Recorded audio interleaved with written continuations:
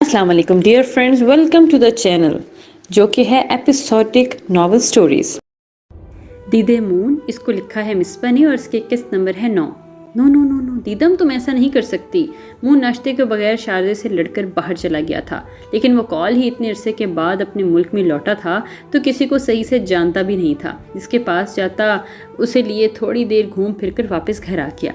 اس کا ارادہ اپنے کمرے میں جا کر آرام کرنے کا تھا، لیکن جیسے وہ دیدم کے روم کے پاس سے گزرا اسے خون کی اسمیل محسوس ہوئی۔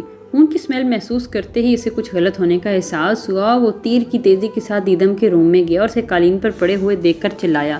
دیدم کا ہاتھ اس کے ہاتھ میں بے جان دھرا پڑا تھا اور خون بہہ بہہ کر اب جم چکا تھا۔ اس کے پورے کمرے سے خون کی اسمیل آ رہی تھی۔ مون نے سیکنڈ کی دیر کیے بغیر اس کی گردن سے دوپٹہ نکالا اور دیدم کے بازو کے گرد لپیٹ دیا۔ ماما، چاچو، آنٹی کدھر ہے سب؟ دیدم نے سوسائڈ کر لی ہے۔ اسے اپنے بازوں میں بھرے وہ چیختا ہوا سیڑھیاں اترتے نیچے آیا اور دیدم کے بے جان وجود کو اٹھائے وہ خود لگاتار کانپ رہا تھا۔ اوہ مائی گاڈ، اس لڑکی نے آخر پھر سے ڈرامہ کرنا ہی تھا۔ مون کے چیخنے کی آواز سن کر شاذر اپنے کمرے سے نکلا اور نیچے ہال میں موجود سب کو دیکھ کر بیزاری سے بولا، جیسے اسے ذرا برابر بھی فرق نہ پڑا ہو۔ سب مون کے پیچھے بھاگتے ہوئے ہال سے باہر چلے گئے تو شاذر ڈور بند کرتا ہوا واپس اپنے کمرے میں چلا گیا۔ 2-3 گھنٹوں کی اذیت ناک انتظار کے بعد آخر دیدم کو ہوش آ گیا۔ ڈاکٹر نے جیسے اس کے ہوش میں آنے کی خبر دی، کوریڈور میں بے چینی سے گھومتے ہوئے مون نے ایک سکون بھری سانس لی۔ ناہید اور زبین وہیں کھڑی چیئرز پر بیٹھے رونے میں مصروف تھیں، جبکہ فیضان شدید دکھ کے عالم میں بند دروازے کو ہی تک رہے تھے۔ ماما، آنٹی، پلیز آپ لوگ ریلیکس ہو جائیں، دیدم کو ہوش آ گیا ہے، ڈاکٹر کہہ رہا ہے وہ اب خطرے سے باہر ہے۔ مون سب سے پہلے ان کے پاس آیا، جنہوں نے پچھلے 3 گھنٹوں سے رو رو کر ایک حال بنایا ہوا تھا۔ ست شکر کہ اس کی جان بچ گئی تھی، اللہ کا لاکھ لاکھ شکر ہے۔ میری ایک ہی اکلوتی اولاد ہے، میرے گھر کی رونق، اللہ پاک اسے میری زندگی بھی دے دے۔ زبین نے دعا کے انداز میں ہاتھ اٹھا کر اللہ کا شکر ادا کیا تو ناہید نے بھی آمین کہا۔ ان میں اتنی بھی ہمت باقی نہیں تھی کہ فیضان اور زبین سے نظریں ملا سکیں۔ آخر جو بھی ہو رہا تھا سب انہی کے بیٹے کی وجہ سے ہو رہا تھا۔ آنٹی چلیں آپ دیدم سے مل لیں، مون نے انہیں پانی کی بوتل تھماتے ہوئے کہا۔ نہیں میرے بچہ، میں نہیں دیدم کو دیکھ سکتی، میں نے اسے مجبور کیا تھا اس نکاح کے لیے، وہ اندر سے بالکل ٹوٹ چکی ہے۔ اپنی ماں کو شکوے بھرے نظروں سے دیکھے گی تو میں کیسے برداشت کروں گی؟ ایک گھونٹ پانی کا لیتے ہوئے انہوں نے بوتل پاس ہی بینچ پر رکھ دی اور دیدم سے ملنے سے انکار کر دیا۔ مون نے ناہید کی جانب دیکھا تو انہوں نے بھی نفی میں گردن ہلا دی۔ جبکہ فیضان بغیر کچھ بولے اندر چلے گئے تو ان کے ساتھ ہی مون بھی دیدم کے ساتھ ملنے چلا گیا۔ فیضان نے جیسے ہی وارڈ میں قدم رکھا، سامنے دیدم بیڈ پر لیٹی نظر آئی، جس کا رخ چھت کی طرف تھا۔ وہ شکستہ خود قدم اٹھاتے ہوئے ان کے پاس گئے تو دیدم کی زرد حالت دیکھ کر ان کی آنکھوں میں نمی اتر آئی۔ میری پیاری بچی، کیوں بڑھاپے میں اپنے ماں باپ کی جان لینے پر تلی ہو؟ میری پیاری بیٹی، تم نے ایک بار بھی اپنے بابا کا نہیں سوچا؟ جب تمہارے بابا شام کو گھر لوٹیں گے تو پورا گھر سنسان دیکھ کر وہ کیسے جئیں گے؟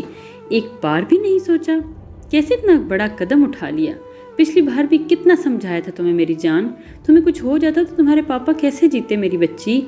دیدم کے پاس کھڑے ہو کر انہوں نے پیار سے اس کی پیشانی پر بوسہ دیا، جسے دیدم نے آنکھیں بند کر کے محسوس کیا۔ فیضان کی باتیں اس کا دل مزید دکھا رہی تھیں۔ وہ پھر بھی کچھ بھی بولے بغیر چھت کو تکے جا رہی تھی۔ تھوڑی دیر خاموشی میں سانسوں کی آوازیں سنائی دیتی رہیں، پھر فیضان اسے مون کے پاس چھوڑ کر باہر ہی نکل گیا۔ ان کے جانے کے بعد مون چیئر گھسیٹ کر بیڈ کے پاس کرتے ہوئے دیدم کے پاس بیٹھ گیا۔ اس کا من کر رہا تھا کہ وہ دیدم کو بہت ڈانٹے، جتنا غصہ اسے دیدم پر آ رہا تھا وہ سب اس پر نکال دے۔ ایک پل کے لیے دیدم کو خون و خون دیکھ کر وہ کتنا زیادہ ڈر گیا تھا، چاہے وہ اس کی من پسند بیوی نہیں، لیکن اس سے پہلے بھی دیدم کا اس کے ساتھ ایک رشتہ تھا۔ دیدم، کیا تم مجھے بتا سکتے ہو کہ سب کی کیا وجہ ہے؟ گہری سانس ہوا میں سپرد کرتے اس نے پہلا سوال کیا۔ اس نے اپنا لہجہ از حد نارمل رکھا، جتنا وہ رکھ سکتا تھا۔ دیدے، تم پڑھی لکھی ہو، سمجھدار ہو، پھر بھی یہ جہلوں والی جیسی حرکتیں کر رہی ہو، اور تو اور پہلے بھی تم یہ کر چکی ہو، کیوں دیدے؟ کیا تم اتنی کمزور ہو کہ اپنے سامنے آنے والی مصیبتوں سے لڑ نہیں سکتی، ان کا مقابلہ نہیں کر سکتی اور اپنی جان دینے پر آ جاتی ہو؟ تم کیا سوچ رہی ہو کہ مرنے سے کیا ہوگا دیدے؟ کیا اللہ پاک تمہیں معاف کر دیں گے؟ اللہ نے زندگی جیسی نعمت تمہیں دی ہے، تم اسے جینے کی بجائے مرنے بھاگی چلی ہو۔ تمہیں معلوم بھی ہے کہ اللہ تعالیٰ تم سے کتنے ناراض ہوں گے، اور یہ جو تم اپنے جسم کو تکلیف دیتی ہو، تم کیا سوچ رہی ہو کہ تمہیں معاف کر دیں گے؟ یہ سب تمہارا تو نہیں ہے، یہ سب اللہ پاک کی دی ہوئی نعمتیں ہیں، اور اگر تم مر بھی جاتی تو کیا سب تم سے حساب مانگیں گے؟ تب کیا کرو گی تم دیدم؟ چلو ये सब तो नहीं सोचती, ये तो सोच लिया करो कि तुम्हारे जाने के बाद चाचू, आंटी, तुम्हारी ताई, अम्मी जो तुम पर जान देती हैं, सबका क्या होगा दीदम? वो सब कैसे इस घर में रह पाएंगे जहाँ हर वक्त उन्हें तुम्हें देखने की आदत है, हर वक्त तुम्हारी खिलखिलाटी सुनने की उनको आदी हैं? इन सब के बगैर वो कैसे जी पाएंगे दीदम? निहायत नरमी से समझाने वाले अंदाज में वो आहिस्ता आहिस्ता बोलने लगा तो बोलता ही चला गया। उसकी बातें सुनते दीदम की आंखें भरने लगी और आहिस्ता आहिस्ता आंसू आंखों के किनारों से बहते हुए तकिए में जज्ब हो गए। मोहन, मैं सबका सोचती हूँ, सबके बारे में, लेकिन मैं क्या करूँ, मुझसे बर्दाश्त ही नहीं होता। मुझे इस तकलीफ से निकलने के लिए एक ही रास्ता नज़र आता है और वो रास्ता हमेशा मेरे लिए मौत होता है। मैं जानबूझकर अपनी खुशी से तो नहीं करती ऐसा। नकाहत ज़दा आवाज़ में बगैर इसकी तरफ दीदम बोली तो उसका लहजा थकन से चूर लग रहा था। और तुम मुझे बताओगे कि आज ऐसा क्यों हुआ दीदम? आज किसने तुम्हें तकलीफ़ दी है? मैंने तुम्हें कहा था ना कि हम बेशक अपने इस रिश्ते को ख़त्म कर देंगे, लेकिन तुम जैसे चाहोगी वैसे रहना। फिर भी ये तुमने कदम उठाया। और यही सोच रहा था कि दीदम ने इस निकाह को अपने सर पर सवार कर लिया है और इसी वजह से इसने ये कदम उठाया। मोहन, मैं बेवफा नहीं हूँ, ना ही मैं घटिया हूँ। आप भी जानते हैं, सब घर वाले भी जानते हैं कि मैंने ये निकाह क्यों किया और मैंने आपके साथ रात नहीं गुजारी। मोहन, ना ही मैं आपके साथ बेड शेयर किया था। मैं ऐसी नहीं हूँ कि मुझसे सब लोग नफरत करें। फिर ये सब शाजिर ने क्यों कहा? मोहन, आपको पता है मेरी ज़िंदगी में मोहब्बत, मेरे सारे एहसास, जज्बात, सब कुछ सिर्फ शाजिर के लिए था। मैं इसके साथ कितनी मोहब्बत करती हूँ वो सब भी तो वो जानता था, लेकिन फिर भी इसने मुझे इतनी गलत गलत बातें क्यों बोली? मैंने 4 सालों में कभी इसके साथ किसी किस्म की बेवफाई नहीं की। हालांकि इसने शिजा के साथ भी दोस्ती कर ली थी और जब पिछली बार मैंने स्लीपिंग पिल्स खाई थी तब शाजिर की वजह से ही सब हुआ था। शाजिर ने तब शिजा को शादी के लिए प्रपोज किया था और मैंने इन दोनों को देख लिया था। फिर इसने मेरे साथ झूठ बोला कि वो सिर्फ फ़न कर रहे थे और मैंने यकीन कर लिया। तब भी मेरी मोहब्बत में कोई कमी नहीं आई। मैं इसका हर तरह से ख्याल रखने की कोशिश करती थी। मैंने इसे कभी भी ऐसी बातें नहीं बोली थी जैसे आज उसने। रोते रोते मून को सारी कहानी सुनाते वो अचानक ही नींद में चली गई। शायद वो भी दवाइयों के ज़ेरे असर थी। मून को सब कुछ बताते हुए इसने अपना रुख मून की जानिब किया हुआ था और इसी रुख पर वो सो गई।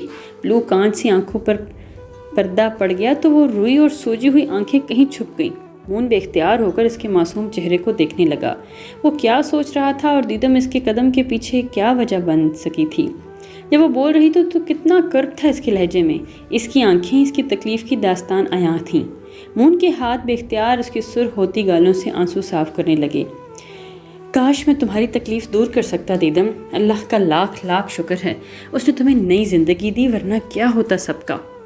इस शादी से मैं तुम्हारे हिसाब लूँगा, इसे कोई हक नहीं पहुँचता तुम्हें यूँ तकलीफ़ देने का। वो इस वक्त मुकम्मल तौर पर दीदम के कर्बनाक लहजे में कैद था। नरमी से इसकी नम पलकों पर हाथ लगाते वो खुद ही खुद बोलने लगा। अचानक इसके सेल पर बीप हुई तो वह दीदम से दूर हुआ और सेल निकाल कर देखने लगा जहाँ निदा की कॉल आ रही थी। इसने कॉल डिस्कनेक्ट करते हुए निदा के नंबर पर मैसेज छोड़ दिया। वो मुकम्मल ईजी होकर इससे बात करना चाहता था। अभी इसका इरादा डॉक्टर के कैबिन में जाने का था ताकि वो दीदम के बारे में इससे बात कर सकें, क्योंकि जो हालत दीदम की थी वो फिर से ये हरकत कर सकती थी।